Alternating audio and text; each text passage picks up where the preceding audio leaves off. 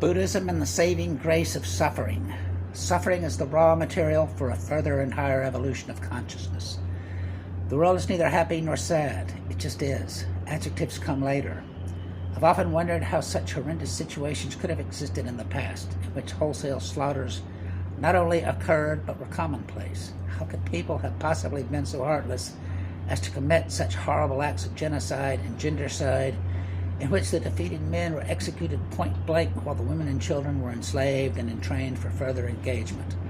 Also, that one group of men could claim superiority over another? Because hunger has no heart, and so they had no heart. Not as we know the concept. The evidence would suggest that such feelings of empathy and sympathy did not even exist at that point in the development of mammalian psychology. Mammalian psychology? What? But think about it, see if you don't agree. Because for millennia, not only humans but all animals merely and simply grew, expanded, and multiplied, with probably limited contact except in situations of the hunt for food. Now we can easily see gorillas and chimpanzees performing acts that can only be described as almost human.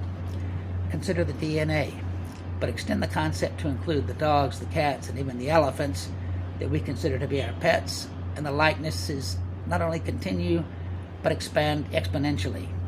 DNA can't explain all that, certainly not beyond the mammalian similarity and symmetry. So what can explain all that?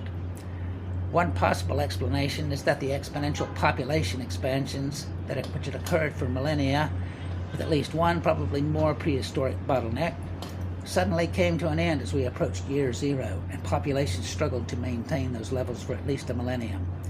So is evolution self-correcting? Does that evolutionary need for constant population increase mean that people might start to be nice to each other if it means higher populations? Christianity might favor that explanation, or Jesus might take full credit entirely from his teaching. But I have another idea. We really know very little about what we really want, and even less about how to attain it. But we do know what we don't want, since the only true certainty is negation. Not this, not that, not the other. How much death and destruction must be endured before someone gets the idea to try a little tenderness, kindness, compassion? Ah, that feels good, as long as we're all one family. Let's do that. Be kind.